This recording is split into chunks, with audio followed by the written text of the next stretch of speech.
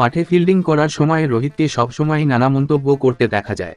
অনেক সময় রোহিত স্ট্যাম্প মাইকে কথা বলার ভিডিও ভাইরাল হয়ে যায়। বৃহস্পতিবার আরসিবির বনাম মুম্বাই ইন্ডিয়ান্সের ম্যাচ চলাকালীন কার্তিকের সঙ্গে মজা করেই একটা কথা বলেছে রোহিত, যেটা স্ট্যাম্প মাইকে ধরা পড়েছে। চলতি আইপিএলে দুরন্ত ফর্মে রয়েছেন আরসিবির ব্যাটসম্যান দীনেশ কার্তিক। বৃহস্পতিবার মুম্বাই ইন্ডিয়ান্সের বিরুদ্ধে খেলতে নেমে মাত্র 23 বলে 53 রান করে কার্তিক।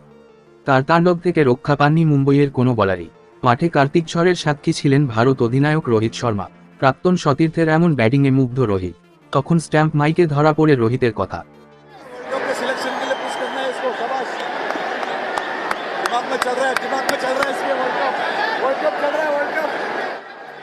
রোহিত শর্মা দীনেশ কার্তিককে উদ্দেশ্য করে বলছে, ওর মাথায় এখন বিশ্বকাপই ঘুরছে, ওকে বিশ্বকাপ খেলতে হবে।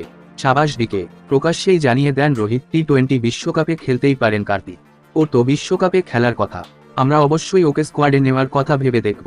রোহিতের স্ট্যাম্প মাইকে বলা এই কথার ভিডিও ভাইরাল হয়েছে।